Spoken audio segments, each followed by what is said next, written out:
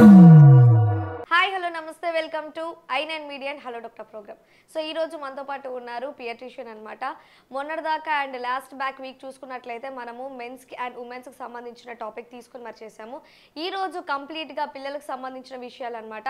So మీ పిల్లలు కూడా ఎలాంటి సమస్యలైనా ఉన్నట్లయితే నాకు ఇన్స్టాగ్రామ్లో మీరు మెసేజ్ చేశారు, అవన్నీ కూడా నేను సార్ని ఈరోజు అడిగి మీకు ఆన్సర్స్ చెప్తానమాట. సో ఈ రోజు మన మధ్యలో ఉన్నారు ఒంగోలులో ఉన్నటువంటి మధులత చిల్డ్రన్స్ హాస్పిటల్ నుండి MBBS DCH DNB doctor Madhumohan Devarasetti గారు మన మధ్యలో ఉన్నారు. ఈయన కన్సల్టెంట్గా వెంకటరమణ హాస్పిటల్లో 3 years వర్క్ చేశారు. సార్ నమస్తే సార్. అండ్ హాయ్, ఎలా ఉన్నారు సార్? బాగున్నాడమ్మా, మీరు ఎలా ఉన్నారు? చాలా బాగున్నాను సార్. అండ్ మేము అడగంగానే కూడా రెస్పాండ్ అయ్యి క్విక్గా మా ఒక టాపిక్ తీసుకొని చేద్దామని అన్నారు. Thank you so much sir. And ఇప్పుడు మనం సీజనల్గా చూస్తూ ఉన్నాం, పిల్లలు ఎక్కువగా ఫేస్ చేస్తున్నారు ప్రాబ్లమ్స్. సీజనల్గా పిల్లలు ఎక్కువగా ఎలాంటి బ్యాక్టీరియాకి వాళ్ళు ఇన్ఫెక్ట్ అవుతూ ఉంటారు సార్? అండ్ ఎలాంటి ప్రాబ్లమ్స్ మీరు చూస్తూ ఉంటారు? ఇప్పుడు వర్షాకాలం స్టార్ట్ అవుతుంది. ఇప్పుడు కామన్గా వచ్చే సీజనల్ వ్యాధులు చిన్నపిల్లల్లో ఫస్ట్ మనము మాట్లాడుకోవాల్సింది వైరల్ ఫీవర్స్ కామన్. ఈ వైరల్ ఫీవర్స్లోనే డెంగ్యూ ఫీవర్ అనేది ఒక సపరేట్ ఎంటిటీ. దాని గురించి మనం చాలా ముఖ్యంగా ఆలోచించాలి. రెండవది వచ్చేసి ఫ్లూ, కామన్ కోల్డ్ కావచ్చు. ఫ్లూలో టైప్స్ ఉంటాయి. ఈ ఫ్లూ కామన్గా ఉంటుంది. ఇంకొకటి కామన్గా వచ్చేది ఈ టైంలో మలేరియా కూడా ఎక్కువ ఉంటుంది. ఎందుకంటే దోమలన్నీ ఇప్పుడే బ్రీడ్ అవుతుంటాయి కాబట్టి ఇప్పుడు మలేరియా ఇన్సిడెంట్స్ కూడా ఈ టైంలోనే స్టార్ట్ అవుతుంది. అండ్ ఇప్పుడు మీరు వైరల్ ఫీవర్స్ గురించి చెప్పారు. ఒక్కొక్క దాన్ని మనం ఎలా ఐడెంటిఫై చేయొచ్చు సార్? ఇది డెంగ్యూ ఫీవర్, ఇది మలేరియా, లేకుంటే ఇది ఫ్లూ అని ఎలా ఐడెంటిఫై చేయొచ్చు? యూజువల్గా వైరల్ ఫీవర్సే మనకు చాలా కామన్. వైరల్ ఫీవర్స్ ఎలా ప్రజెంట్ అవుతాయంటే ఫస్ట్లోనే స్టార్టింగ్లోనే హై గ్రేడ్ ఫీవర్స్ వస్తాయి. అంటే first 48 hours high grade fevers ఒకేసారి ఒక 102, 103 ఆర్ 101 ఒకేసారి హై గ్రేడ్ ఫీవర్ రావడం. సిరప్ వేస్తే మళ్ళీ తగ్గిపోయి, అడిక్వేట్ డోస్ సిరప్ వేస్తే తగ్గిపోయి పాప కొద్దిసేపు ఆడుకోవడం, మళ్ళీ ఒక 6 hours మళ్ళీ ఫీవర్ రావడం, మళ్ళీ సిరప్ వేస్తే తగ్గిపోవడం, మళ్ళీ ఒక 8 hours అట్లా ఫీవర్ రావడం. ఈ ప్యాటర్న్లో వైరల్ ఫీవర్స్ వస్తాయి. అంటే first 48 hours high grade fevers ఉంటాయి. తర్వాత 2-3 రోజులు డౌన్ గ్రేడ్ అవుతా వస్తాయి. ఇది common pattern of viral fever. So ఎలాంటి డెంగ్యూ కావచ్చు, ఫ్లూ కావచ్చు, ఇలాంటి ఏదైనా వైరల్ ఫీవర్ అని ఇట్లే బిహేవ్ చేస్తుంది. వైరల్ ఫీవర్ అని చెప్పడానికి డాక్టర్లు ఫస్ట్ ఎంక్వైరీ చేసేది అదే. ఫీవర్ ఎలా వచ్చింది? To start with high start అయ్యి స్టెప్ డౌన్ అవుతూ వచ్చిందా, లేక లో ఫీవర్తో స్టార్ట్ అయ్యి over a period of time అంటే ఒక ఫస్ట్లో జస్ట్ 101, 100 అట్లా స్టార్ట్ అయ్యి ఒక 3 daysకి అది 103, 104, ఇంకొక 2 daysకి 103 అట్లా పెరుగుతూ పోతూ ఉండడం అనేది అది different type of fever. Viral fever classically first 72 hours high grade fevers ఉంటాయి. దాని తర్వాత స్టెప్ డౌన్ అవుతూ వస్తాయి. ఇంకోటి ఏంటంటే వైరల్ ఫీవర్లో ప్రధానమైన ఫీచర్ ఏంటంటే ఆ బేబీకి ఫీవర్ తగ్గిన వెంటనే మళ్ళీ నార్మల్గా ఆడుకుంటుంది, అంతా ఆడుకుంటూ ఉంటుంది. ఒక 6 hours తర్వాత ఫీవర్ వచ్చే ముందు డల్ అయిపోతుంది, మళ్ళీ సిరప్ వేసినప్పుడు ఫీవర్ తగ్గుతుంది, మళ్ళీ ఆడుకుంటుంది. ఇది కామన్గా జరుగుతుంది వైరల్ ఫీవర్లో. ఈవెన్ డెంగ్యూ జ్వరం కూడా ఇలాగే బిహేవ్ చేస్తుంది. ఓకే, అంటే ఓన్లీ టెంపరేచర్ హై ఉండటమే దీనికి సిమ్టమ్స్ అంటారు, లేదంటే వామిటింగ్స్, మోషన్స్ ఇలా ఏమైనా ఉంటాయి? అది ఏ సీజన్ బట్టి ఆ సీజన్ మారుతుంటుంది. ఇప్పుడు ప్రజెంట్ అయితే మాత్రం fever, vomitings, loose motions, cough, cold కామన్గా ఇవన్నీ కలిపి వస్తున్నాయి. ఇట్లా కలిపి వస్తాయి కాబట్టి ఈ వైరల్ ఫీవర్ అని క్లియర్గా తెలిసిపోతుంది. వైరల్ ఫీవర్స్లోనే ఇట్లా వస్తాయి, కలిపి వస్తాయి, అన్నీ ఒకటేసారి వస్తాయి. ఓకే. అండ్ కొంతమందికి స్టూల్స్లో కొన్ని ప్రాబ్లమ్స్ ఉంటాయి సార్. అంటే కొంతమందికి అది న్యూ పేరెంట్ వాళ్ళకి తెలియకుండా ఉంటుంది అనమాట. And watery and greeny stool ఇట్లా ఉంటుంది. దాని గురించి ఏం చెప్తారు సార్? ఏ స్టేజ్లో పేరెంట్స్ అనేది భయపడాల్సి ఉంటుంది అలాంటి స్టూల్ కలర్స్ విషయంలో కావచ్చు, దీని విషయంలో కావచ్చు? ఇది యాక్చువల్గా ఇది చాలా పెద్ద టాపిక్. దీన్ని డీప్గా ఆలోచిస్తే, డీప్గా చెప్పాలంటే మాత్రం మోషన్స్ అనేటివి 2 రకాలు. ఓకే. అంటే నార్మల్ స్టూల్ ప్యాటర్న్ వచ్చేసి డిఫరెంట్, సెమీ సాలిడ్గా ఉండడం, కొంచెం వాటర్ కంటెంట్ తక్కువ తీసుకున్నప్పుడు హార్డ్గా ఉండడం. కలరు యూజువల్గా yellow colour, green colour is normal. And colour మీరు పేరెంట్స్ ఎప్పుడు వరీ కావాల్సిన కలర్ ఏంటంటే white colour and red colour. Red అంటే బ్లడ్ రావడం, వైట్ కలర్ అంటే చిన్న పిల్లల్లో కొంతమందికి లివర్ ప్రాబ్లమ్స్, పుట్టుకతో వచ్చిన లివర్ సమస్యలు ఉండడం వల్ల వాళ్ళకి క్లే కలర్డ్ స్టూల్స్ అంటారు, అంటే వైట్ కలర్ స్టూల్స్ వస్తాయి. అది మాత్రం చాలా సీరియస్గా తీసుకోవాలి. ఫస్ట్ న్యూ బార్న్ పీరియడ్లో 1 month పుట్టిన బేబీ నుంచి 2 months లోపల పిల్లలకి తెలుపు రంగులో మోషన్ పాస్ చేసేటైతే it is considered as an emergency. ఎందుకంటే కొన్ని రకాల లివర్ సమస్యలు ఉన్నప్పుడు మాత్రమే అట్లా వైట్ కలర్ స్టూల్స్ వస్తాయి. ఇంకొకటి రెడ్ కలర్ స్టూల్ అంటే నథింగ్ బట్ మోషన్లో బ్లడ్ రావడం. అది కూడా అది రెండు రకాలు ఉంటుంది. ఒకటి మన రక్త విరోచనాలు అంటారు కదా, అదైతే జస్ట్ మెడికల్ మేనేజ్మెంట్లో సరిపోతుంది. ఇంకొక చిన్న పిల్లలకు కొన్నిసార్లు పేగులు మడతపడి బ్లడ్లో స్టూల్లో బ్లడ్ వస్తుంటుంది, అది కూడా ఒక ఎమర్జెన్సీగా ట్రీట్ చేస్తాం. ఇంకా ఫ్రీక్వెన్సీ అంటే అది వయసును బట్టి మారుతుంటుంది. న్యూ బార్న్స్ కొంతమంది తల్లిపాలు తాగే పిల్లలు, అన్నీ నార్మల్గా ఉన్న పిల్లలు కూడా at least 5 to 10 times per day stool pass చేస్తారు. అది ఏంటి, gold and yellow colour stools up to 10 times in mother feed babies is considered normal. ఇది న్యూ బార్న్ పీరియడ్లో. ఎందుకంటే చాలా మందికి కూడా స్టూల్స్ విషయంలో చాలా భయపడుతూ ఉంటారు, ఎందుకంటే ఫస్ట్ టైం పేరెంట్ అయి ఉంటారు కాబట్టి సెకండ్ టైంకి వాళ్ళకి అలవాటు అయిపోతూ ఉంటుంది. అండ్ న్యూ బార్న్ బేబీస్ అంటే ఒక ఆఫ్టర్ 1 year తర్వాత వాళ్ళు చెప్పలేరు నాకు కడుపు నొప్పి వస్తుంది, తలనొప్పి వస్తుంది అని చెప్పలేరు. అంటే ఆ ఏడ్చే విధానాన్ని బట్టి మనం కనుక్కొచ్చేసారు వాళ్ళు దేనికి ఫీల్ అవుతుంది, అంటే ఏ పెయిన్ ఉంటుంది, లేకుంటే వాళ్ళ ఆకలితో ఏడుస్తున్నారా, ఇలా మనం కనిపెట్టొచ్చు అంటారా? కనిపెట్టొచ్చండి. అంటే ఒకటి ఏంటంటే first especially first time primi gravid అంటారు, అంటే ఫస్ట్ డెలివరీ అయిన mother, first baby first issue వచ్చినప్పుడు వాళ్ళు చాలా యాంగ్జియస్గా ఉంటారు. బేబీ ఏడ్చినప్పుడల్లా ఈ పోస్ట్ పార్టమ్ పీరియడ్ అంటే ఏంటంటే డెలివరీ అయిన కొత్తల్లో వాళ్ళకి చాలా చేసుకుంటారు. అంటే ఒక పక్క ఏమో పాలు సరిపోతున్నాయి లేదని ఒక క్వశ్చన్, ఇంకొక పక్క మేము బేబీని సరిగ్గా చూసుకోలేమేమో అని ఒక బాధ, ఇవన్నీ ఉంటాయి అన్నమాట. అప్పుడు ఏం చేస్తారంటే యూజువల్గా బేబీ బాగా ఏడుస్తుంది అంటే ఫస్ట్ ఎన్ష్యూర్ చేసుకోవాల్సింది పాలు సరిపోతున్నాయా లేదా. పాలు సరిపోతుంటే మనము పాలు సరిపోతున్నా కూడా ఏడుస్తుంది బేబీ అంటే అప్పుడు మనం వేరే కారణాల గురించి ఆలోచించాలి. పాలు సరిపోవట్లేదనే డౌట్ వస్తుందంటే బెస్ట్ మెథడ్ వచ్చేసి పాలు ఎక్స్ప్రెస్ చేసి చూసుకోవడం. అట్లీస్ట్ బేబీకి సరిపడా 30 to 60 ml మిల్క్ వస్తున్నాయంటే దానికి సరిపోతుందని అర్థం. లేదు పాలు సరిపోవట్లేదంటే ఆ బేబీ ఏడుస్తూనే ఉంటుంది. ఫార్ములా ఫీడ్ ఒక్కసారి శాంపుల్ ఇచ్చి చూస్తే పాలు దాగి పడుకునుంది అంటే పాలు సరిపోవట్లేదు, మనం ఫార్ములా కానీ స్టార్ట్ చేసుకోవాలి, లేదంటే మదర్కి ఫీడ్ అన్నా ఇంప్రూవ్ చేసుకోవాలి. ఈ రెండు చూసుకోవాలి. పాలు పట్టించిన తర్వాత కూడా పాలు సరిపోయి కూడా ఏడుస్తుందంటే కామన్గా కోలిక్ పెయిన్స్ అంటారమ్మా. కోలిక్ పెయిన్స్ అంటే ఏంటంటే యూజువల్గా 2 months ఆ టైంలో స్టార్ట్ అవుతుంది, 1.5 monthsకే కొంతమందికి స్టార్ట్ అవుతుంది. ఆ బేబీ రాత్రి అంతా విపరీతంగా ఏడుస్తుంటుంది, నైట్ టైం మాత్రం విపరీతంగా ఏడుస్తుంటుంది.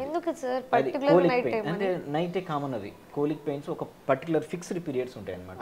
యూజువల్గా నైట్ టైం ఎందుకు కామన్ అంటే ఇవన్నీ ఎప్పుడు ట్రిగ్గర్ అవుతాయంటే ఆ బేబీ యూజువల్గా కడుపులో ఉన్నప్పుడు ఆ బేబీకి ఒక స్లీప్ ప్యాటర్న్ డిఫరెంట్గా ఉంటుంది. అంటే ఏంటంటే బేబీ పగలంతా నిద్రపోతుంది కడుపులో ఉన్నప్పుడు, రాత్రిపూట మేల్కుంటుంది. ఎందుకంటే పగలు మదర్ నడుస్తుంటుంది, మదర్ నడుస్తూ పని చేస్తూ ఉన్నప్పుడు బేబీ లోపల కడుపులో అది ఒక ఉయ్యాలలాగా ఫీల్ అవుతుంది. That is science actually. అట్లా ఫీల్ అవుతుంది, అది నిద్రపోతూ ఉంటుంది డే టైం. నైట్ వచ్చేసరికి మదర్ పడుకుంటుంది కదా, మదర్ పడుకున్నప్పుడు స్టాటిక్ ఉంటుంది, అప్పుడు బేబీ మేల్కో ఉంటుంది లోపల. ఇది ఈ రీజన్ కొద్ది రోజులు కంటిన్యూ అవుతుంది. ఇప్పుడు బేబీ బయటకు వచ్చినప్పుడు ఏమవుతుంది, మామూలుగానే మదర్ డే టైం పని చూసుకుంటుంటుంది, అప్పుడు ఆ బేబీ నిద్రపోతుంటుంది. రాత్రి అయ్యేసరికి మదర్ నిద్రపోతుంది, అప్పుడు ఆ బేబీ మేల్కుంటుంది. అది మేల్కుంటుంది. ఆ డిస్టర్బ్ స్టార్ట్ అయ్యేటప్పుడే మనం అంటే ఆ బేబీ ఇంకా ఏడుస్తుంది అనే మూమెంట్ మనకు తెలిసిపోయినప్పుడే దాన్ని ఆ బేబీని ఎత్తుకొని మనం కన్సోల్ చేస్తే అక్కడ స్టాప్ అవుతుంది. లేదు అప్పుడు బేబీ అప్పుడప్పుడు మూలు కూడా స్టార్ట్ చేసి ఉంటుంది, ఇక్కడ మదర్ పడుకొని ఉంటుంది. సో ఆ బేబీని మదర్ టచ్ ఉండదు, అది ఏడుపు మొదలు పెడుతుంది. వన్స్ ఆ ఏడుపు ట్రిగ్గర్ అయిందంటే ఇంక అది కంటిన్యూ అవుతుంది. ఇది అండ్ ఆ టిపికల్గా ఈ కోలిక్ పెయిన్ దాంట్లో కలిసి వస్తుంది. కోలిక్ పెయిన్ అంటే ఎలా ఉంటుంది అంటే కాళ్ళు 2 పొట్ట మీదకి లాక్కొని ఏడుస్తుంటుంది బేబీ. ఇట్లా చేతులు బిగిచ్చేసి కాళ్ళు 2 పొట్ట మీదకి లాక్కొని ఏడుస్తుంటుంది. కడుపులో కొన్ని అన్నోన్ మెకానిజమ్స్ వల్ల ఈ ఇంటెస్టైన్స్ అని స్పాజమ్స్ గురవుతుంటాయి ఆ టైంలో, దానివల్ల ఏడుస్తుంటుంది. ఒక క్లాసికల్ టైంలో అంటే నైటే రావాలని ఏం లేదు, కొంతమందికి ఈవినింగ్ టైం కూడా వస్తుంది. ఈవినింగ్ యాక్చువల్ చెప్పాలంటే ఈవినింగే మోర్ కామన్. అంటే ఈ కోలిక్ అనేది it's type of gas problem అంటారా? గ్యాస్ అన్ని కలిపి ఉంటాయి అమ్మా, అన్ని కలిపి. దానికి యాక్చువల్లీ ఈ రీజన్ అంటూ ఏమి ఉండదు, ఇడియోపతిక్ రీజన్స్ ఎక్కువ ఉంటాయి అన్నమాట. అండ్ అంటే 1 year బేబీ లోపల మనం ఇలా చూడొచ్చు, 2 years 3 years 4 years బేబీస్ వాళ్ళు కూడా చెప్పలేరు మాకు ఈ పెయిన్ ఉంటుంది, అంటే బ్రెస్ట్ ఫీడింగ్ ఆపేసి ఉంటారు. మరి ఆ పిల్లలు కూడా నైట్ టైమ్స్ ఎక్కువ విపరీతంగా వేడుస్తుంటారు సార్, మనం ఏం కన్సిడర్ చేయలేదు, హెడ్ ఏక్ స్టమక్ కానీ. వీళ్ళలో మనం ఎలా కనుక్కోవచ్చు వీళ్ళు ఏ పెయిన్ తో బాధపడుతున్నారు అని? యూజువల్గా నైట్ టైము సడన్గా లేసి ఏడుస్తున్నారంటే పిల్లలు ఫస్ట్ ఫీవర్ ఏమైనా వస్తుందో చెక్ చేసుకోవాలి మనం, ఎస్పెషల్లీ 6 months తర్వాత. ఫీవర్ స్టార్ట్ అయ్యే ముందు వాళ్ళు క్రై స్టార్ట్ చేస్తారు, ఫస్ట్ ఏడడం మొదలు పెడతారు. అసలు మనం ఎన్ని చేసినా ఎంత కన్సోల్ చేసినా వాడు అసలు ఆగడు, ఏడుస్తూనే ఉంటాడు. అది ఫీవర్ ఉందో లేదో చెక్ చేసుకోవాలి. ఇంకా రెండవ మెయిన్ రీజన్ వచ్చేసి వాడికి ఏమైనా ముందు కాఫ్ కోల్డ్ ఉండడం వల్ల చెవి నొప్పి, చెవి పట్టేసినట్లుండి ఏడవటం, ముక్కులు మూసుకుపోయి ఏడవటం, అది రెండవ రీజన్. మూడవ రీజన్ వచ్చేసి వాడు తిన్న ఫుడ్. కొంతమందికి కొన్ని రకాల ఐటమ్స్ పడవు, మనకు ఫస్ట్ టైం పెట్టినప్పుడు అది పడుతుందో లేదో మనకు తెలియదు అనమాట. దానివల్ల కడుపులో క్రాంప్స్ వచ్చి ఏడవడము. ఇంకా కొంతమంది, చాలా తక్కువ మంది పిల్లలకి కొంచెం బయట నుంచి తెచ్చిన పార్సల్స్ పెట్టడం, అక్కడ ఫుడ్ దాంట్లో వాడిని కెమికల్స్ పడక కడుపులో ఇరిటేషన్ రావడం, దీనివల్ల ఏడుస్తారు. ఇంకా కొంతమంది గొంతు పట్టేసి ముక్కు మూసిపోయి ఇలాంటి రీజన్స్ వల్ల ఏడుస్తారు. చాలా తక్కువ రీజన్స్. ఒక ఏజ్ పిల్లలకి ఈ నైట్ టెర్రర్స్ కూడా ఉంటాయి. దానివల్ల కూడా సడన్గా లేసి ఏడవడము, నిద్రలో భయపడి కలవరపడి టెర్రర్ ఫీల్ అయ్యి ఏడవడము, ఇవన్నీ చేస్తారు. ఇలా చేసినప్పుడు మదర్స్కి ఏమైనా టిప్ ఇస్తారా సార్? అంటే ఇలా చేస్తే కంట్రోల్ అవుతారు వాళ్ళు? యూజువల్గా ఏం చేయాలంటే అమ్మా, బాగా ఏడుస్తున్నారంటే మేమైనా ఏం చేస్తామంటే, ఇప్పుడు ఫర్ సపోజ్ ఒక హాస్పిటల్కి మేము ఉన్నప్పుడు హాస్పిటల్కి తీసుకొచ్చారు, మిడ్ నైట్ బాగా ఏడుస్తూ వాడిని తీసుకొచ్చారు. ఫస్ట్ మేమేం చేస్తామంటే వాడికి ఎగ్జామిన్ చేస్తాం. అంటే ఎగ్జామిన్ ఎందుకు చేస్తామంటే కనిపించే కారణాలు ఏమైనా ఉన్నాయా, లైక్ వాడు నిద్రలో ఏమైనా చెయ్యి అట్లా ఇలా పెట్టుకొని చెయ్యి రావడం, లేకపోతే చెవు నొప్పి ఉండి చెవి పట్టుకొని చూడడం, ఇవన్నీ ఏమీ మాకు క్లూ దొరకలేదంటే ఫస్ట్ మేము ఏమిస్తామంటే పారాసెటమాల్ సిరప్ ఇస్తాం. పారాసెటమాల్ ఇస్తాం అంటే ఏజ్ని బట్టి. లెస్ దాన్ 6 months పిల్లలకైతే కోలికేట్ డ్రాప్స్ ఇస్తాం. ఇంత కోలిక్ చెప్పాం కదా, వాళ్ళకి కోలికేట్ డ్రాప్స్ అనేవి ఇస్తాం. 6 months తర్వాత ఎక్కువ ఏడుస్తూ వచ్చిన పిల్లలకి ఫస్ట్ పారాసెటమాల్ సిరప్ ఇస్తాం. దాంతో కామ్ డౌన్ అవుతాడా లేదా చూస్తాం. దాంతో కామ్ డౌన్ అయిన తర్వాత అవ్వకపోతే ఒక ప్యాటర్న్ ఉంటుంది, అయితే వాడు ఒకవేళ పారాసెటమాల్ వేసిన వెంటనే కామ్ అయినానంటే అర్థం ఏంటంటే ఫీవర్ స్టార్టింగ్లో, అంటే ఫీవర్ వాడికి వస్తుందని మనకు తెలిసే లోపలనే వాడికి సిమ్టమ్స్ మొదలైపోతాయి. లోపల వాడికి ఫీవరిష్ ఫీలింగ్ వచ్చేస్తుంది. అలా ఉంటే వాడు అక్కడ సెటిల్ అయిపోతాడు.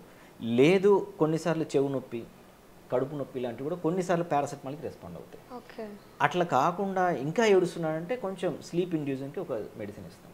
అది స్లీప్ వాడు నిద్రపోయిన తర్వాత కంప్లీట్గా ఎగ్జామిన్ చేస్తాం. వాళ్ళు కంప్లీట్గా ఏం ఎగ్జామిన్ చేస్తాం, చెవులు చూస్తాం, చేతులు, కాళ్ళు, కడుపు అన్నీ పట్టుకొని చూస్తాం. ఎక్కడ క్లూ, కొన్నిసార్లు ముక్కులు మనకు తెలియదు, వాడు ఏం చిన్న ఉదయం ఆడుకుంటూ ముక్కులో థర్మోకోల్ బాల్స్ ఇలాంటివి పెట్టుకుంటారు. వాడు ఏం చెప్పడు, ఊరికి ఏడుస్తుంటాడు అంతే. వాడికి ఊపిరాడుతూ ఏడుస్తుంటాడు. మదర్స్ కూడా తెలియదు యాక్చువల్లీ. అప్పుడు మేము ఎగ్జామిన్ చేసినప్పుడు అలాంటి క్లూస్ ఏమైనా దొరికితే వాటిని ట్రీట్ చేసి పంపిస్తాం. అండ్ మీరు ఇన్ని ఇయర్స్లో మీరు చూసిన కాంప్లికేటెడ్ కేస్ పిల్లల్లో అంటే మీరు ఏది చెప్తారు సార్? అంటే మీరు బాగా డీల్ చేసిన కేస్ కావచ్చు, లేదంటే మీరు అసలు ఇది బాగా కాంప్లికేటెడ్ అని అనిపించిన కేసు అంటే మీరు ఏది చెప్తారు సార్ పిల్లల్లో?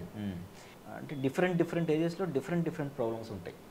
కొన్నిసార్లు ఎలా ఉంటాయంటే మనకు అసలు యాక్చువల్గా ఎవరికి తెలియదు, అసలు ఎవరికి ఏం హిస్టరీ ఉండదు. అంటే మెడిసిన్లో ఎప్పుడైనా ఏంటంటే ఎంక్వైరీ, పోలీసులు ఏ విధంగా ఎంక్వైరీ చేస్తే వాళ్ళకు క్లూ దొరికి కేసును ఛేదిస్తారో మెడిసిన్లో కూడా అంతే క్లియర్ ఎంక్వైరీ ఉంటుంది. హిస్టరీ అంటారు. ఇప్పుడు ఒక చిన్న బేబీ ఉంటుంది, ఎస్పెషలీ టాడ్లర్స్, అంటే వాడు జోగాడే పిల్లలు ఉంటాడు కదా, వాడు రూమ్ అంతా జోగాడుతుంటాడు, ఏ మూల ఏది తింటాడో తెలియదు, అట్లా ఉంటుంది. ఒకసారి ఏమైందంటే ఒక బేబీని తీసుకొచ్చారు. ఒక బేబీ బ్రీత్ లేదు, ఓన్లీ హార్ట్ ఉంది, అంటే బ్రీత్ అస్సలు లేదు. దెర్ వాజ్ హార్ట్ రేట్ 30-40 మధ్యలో హార్ట్ రేట్ ఉంది. ఆ టైంలో మేము ఏం చేస్తామంటే ఇమ్మీడియట్గా ఇంటిబేట్ చేసి వెంటిలేటర్ కనెక్ట్ చేస్తాం. అప్పుడు మేము ఎంక్వైరీ స్టార్ట్ చేస్తాం. ఫస్ట్ వీ సేవ్ ద లైఫ్ని సెట్ చేసి తర్వాత ఎంక్వైరీ స్టార్ట్ చేస్తాం. ఇద్దరు గ్రాండ్ పేరెంట్స్ ఉంటారు, బేబీ మదర్ ఫాదర్ యూఎస్లో ఉంటారు. ఆ బేబీని తీసుకొచ్చారు. ఆ బేబీ తీసుకొచ్చిన తర్వాత పైకి ఎక్కడ క్లూ లేదు, బేబీకి ఫీవర్ లేదు, కాఫ్ కోల్డ్ లేదు, అప్పటిదాకా పర్ఫెక్ట్గా ఆడుకుంటా ఉంది. ఒక 1 hour నుంచి షీ ఈజ్ అన్కాన్షియస్. ఏం జరిగింది? టాడ్లర్ అంటే జోగేడే పాప, లెస్ దెన్ పర్ సే 9 months, ఈ టైం 1 year ఆ టైంలో ఉంటుంది, అంత ఉంటుంది. తర్వాత ఏం జరిగింది అంటే అలాంటప్పుడు ఏం చేస్తామంటే ఇలాంటి డౌట్ఫుల్ కేసుల్లో అన్ని ఇన్వెస్టిగేట్ చేస్తాం. అంటే బ్లడ్ టెస్ట్లు అన్నీ చూస్తాం, అవన్నీ నార్మల్ ఉన్నాయి, ఎక్కడా క్లూ లేదు, దెర్ ఈజ్ నో క్లూ, అసలు ఎక్కడ లేదు. అయితే ఇలాంటప్పుడు ఏం చేస్తామంటే బ్లడ్ శాంపుల్స్ తీసి ఫోరెన్సిక్ ల్యాబ్కి పంపిస్తాం. టాక్సికాలజీ రిపోర్ట్ అంటారు దాన్ని. టాక్సికాలజీ రిపోర్ట్ పంపిస్తే ఏం తెలియదంటే ఆర్గానోఫాస్ఫరస్ కాంపౌండ్ పాయిజన్ తెలియదు. దాంట్లో ఆర్గానోఫాస్ఫరస్ కాంపౌండ్ పాయిజన్ అంటే ఏంటంటే అర్థం, మన చెట్లకేసే ఎరువులు ఉంటాయి కదా, అవి చీమల మందులు ఇలాంటివి అనమాట. యాక్చువల్గా అది ఏం జరిగింది తర్వాత గ్రాండ్ పేరెంట్స్ని పిలిచి మేము అడిగితే ఏం జరిగిందని చెప్పారంటే వాళ్ళని అడిగాం, ఇలా మీరు ఏం చేస్తారు, మీ బ్యాక్గ్రౌండ్ ఏంటి అని అడిగాం. మీ బ్యాక్గ్రౌండ్ ఏంటి అని అడిగితే వాళ్ళు యాక్చువల్లీ మన ఇక్కడ కామన్గా రైతులే, వాళ్ళు ఇంట్లో ధాన్యం స్టాక్ పెట్టుకున్నారు. ఓకే. దానికి చీమలు కానీ చెదపురులు కానీ పట్టకుండా అక్కడక్కడ ఈ చీమల చీమల మందు వేశారు. ఓకే. వీడేం చేశాడు, వాళ్ళకి తెలియకుండా అది తినడం మొదలుపెట్టాడు. ఆ, అది తినడం మొదలుపెట్టాడు. కానీ ఈలోపు ఆ టాక్సికాలజీ రిపోర్ట్ ఎప్పుడు వస్తుంది, 2-3 డేస్ పడుతుంది రావడానికి. ఓకే. కానీ ఈలోపు బేబీని ట్రీట్ చేయాలి కదా. అట్లా మనం దానికి కొన్ని క్లూస్ ఉంటాయి, ఎస్పెషల్లీ కళ్ళు చూడడము, నోట్లో సెక్రీషన్స్, ఆ బాడీ స్మెల్ ఇవి ఉంటాయి అన్నమాట. అలాంటివి పట్టుకొని మేము ట్రీట్ చేసాం. By the time the report arrived, baby recover అయిపోయింది. ఓకే. ఆ రిపోర్ట్ చూసిన తర్వాత దట్ ఈస్ కన్క్లూడెడ్. ఓకే. అది మాత్రం కొంచెం ఛాలెంజింగ్ అనిపించింది మాకు. అది ఆ కేసు మరి అంతే కదా, అది 2 డేస్ తర్వాత రిపోర్ట్ వస్తుంది. తర్వాత మీరు ఇమీడియట్ గా యాక్షన్ తీసుకోకుండా ఓకే రిపోర్ట్స్ వచ్చేదాకా ఉందాం అనుకుంటే అక్కడ బేబీ లైఫ్ రిస్క్ లో వేసినట్టే కదా. అలాంటి అంటే కామన్ గా చాలా మంది డాక్టర్స్ కి ఇది తెలిసిపోతుంది. అంటే హిస్టరీ ఒకవేళ వాళ్ళ హిస్టరీ ఏం చెప్పకుండా మేము అంటే ఇప్పుడు మేమేమి ట్రీట్ చేస్తుంటాము, పేరెంట్స్ కారణం అడుగుతుంటారు, ఏం చెప్పాలి వాళ్ళకి, మీ వాడికి చీమల మందు ఇచ్చారని చెప్పలేం కదా, చెప్పలేదు. వాళ్ళకి ఎలా ఉంటుంది అప్పుడు, చీమల మందు వీడు తాగట్లేదు, అప్పుడు చాలా సోషల్ ఇష్యూస్ వస్తాయి. చాలా సోషల్ ఇష్యూస్ ఎలా వస్తాయి, ఇన్లాస్ ఇష్యూస్ వస్తాయి, అత్తాకోడల ఇష్యూ వస్తుంది, అన్నీ వస్తాయి. కాబట్టి మా పరిస్థితి ఎలా ఉంటుందంటే వాళ్ళేమో ఎందుకు ఏం కారణం చెప్పట్లేదు, ఏం కారణం చెప్పట్లేదు, మేము నోరు తెరిస్తే అది చాలా పెద్ద ఇష్యూ అవుతుంది. సో ఫైనలీ ఆ టాక్సికాలజీ రిపోర్ట్ చూపించి అప్పుడు చెప్తే it was an accident. Luckily baby right టైంలో రావడం వల్ల రికవర్ అయిపోయింది. అది కొంచెం ఛాలెంజింగ్ అనిపిస్తాయి. అట్లా ఇంకా especially 1 kg babies, 900 grams babies, 1.5 kg అవన్నీ కామన్గా వస్తుంటాయి. అవన్నీ every baby is a challenge లాగే ఉంటుంది. అండ్ చాలా మంది బేబీస్ పుట్టంగాల్ని జాండీస్ అనేది చూస్తుంటారు. అంటే ఎందుకు వస్తుంది సార్, అంటే చాలా మందికి కూడా అది తెలియదు ఎందుకు వస్తుంది అని. బాక్స్ లో పెట్టాలి అనగానే లేదంటే ఇంకోటి అనగానే పేరెంట్స్ ఫుల్ టెన్షన్ అయిపోతుంటారు, అరే పుట్టిన పిల్లని ఏంటి అప్పుడేనా, ఎందుకు సార్ అట్లా? అది అందరి పిల్లల్లో జాండీస్ కామన్. అందరి కామన్. ఎందుకు కామన్ అంటే 2 ప్రాబ్లమ్స్ వల్ల కామన్. వాళ్ళకి హిమోగ్లోబిన్ లెవెల్స్ మనకంటే ఎక్కువ ఉంటాయి. మనకి కామన్గా 13 పాయింట్స్ ఉంటే వాళ్ళకి కామన్గానే 16 to 19 పాయింట్స్ మధ్యలో ఉంటాయి. ఈ ఎక్స్ట్రా హిమోగ్లోబిన్ ఏదైతే ఉందో that haemoglobin will be broken down to ఈ బిలిరూబిన్ అంటారు. అంటే జాండీస్ అనేది అదే హిమోగ్లోబిన్. ఆ extra haemoglobin RBC, immature RBC అని బ్రేక్ అయిపోయి దాని నుంచి హిమోగ్లోబిన్ నుంచి బిలిరూబిన్ వస్తుంది. ఆ బిలిరూబిన్ మనలో అయితే డెవలప్డ్ లివర్ ఉంటుంది కాబట్టి దాన్ని ప్రాసెస్ చేసే ఇది ఉంటుంది, కెపాసిటీ ఉంటుంది. చిన్నపిల్లల్లో ఇమ్మెచ్యూర్ లివర్ ఒకటి, దాంట్లో ఇమ్మెచ్యూర్ ఎంజైమ్స్ ఒకటి ఉండడం వల్ల ఆ బిలిరూబిన్ని అంటే ఆ బిలిరూబిన్ ఉంది కదా అది ఇది మెటబలైజ్ అయిపోయి దాన్ని వేరే కెమికల్స్లో మారిపోయి యూరిన్లో కొంచెం, మోషన్లో కొంచెం వచ్చేస్తుంది మనకైతే. ఆ న్యూ బార్న్ బేబీకి అట్లా రాదు కాబట్టి దట్ విల్ బి ఎక్స్ప్రెస్డ్, మనకు కనిపిస్తుంది. ఇది ఎందుకు కామన్, దీన్ని బేసికల్లీ ఏమంటారు అంటే కామన్ ఫార్మ్ ఆఫ్ జాండీస్ని ఏమంటారు అంటే ఫిజియోలాజికల్ జాండీస్ అంటారు. అంటే ఏంటంటే ఈ ఫిజియోలాజికల్ జాండీస్ అనేది 48 hours తర్వాత కనిపిస్తుంది, 5 days తర్వాత తగ్గిపోతుంది. అది physiological jaundice. So the name it self physiological jaundice అంటే కామన్గా వచ్చేది. కామన్గా వచ్చేదానికి కామన్గా ట్రీట్మెంట్ అవసరం లేదు, అంతే అక్కడే తెలిసిపోతుంది. ఎంతవరకు కామన్ అంటే ఆ బేబీ వయస్సు, ఆ బేబీ బరువును బట్టి మేము డిసైడ్ చేస్తాం. అంటే కొన్ని నార్మోగ్రామ్స్ ఉంటాయి, వాటిని బట్టి అంటే ఈ బేబీకి 15 కామనా, ఈ బేబీకి 10 కామనా, ఈ బేబీకి 12 కామనా అని మేము డిసైడ్ చేస్తాం. భయపడాల్సిన జాండీస్ ఏదంటే వితిన్ 12 hours వచ్చే jaundice. Within 12 hours of life.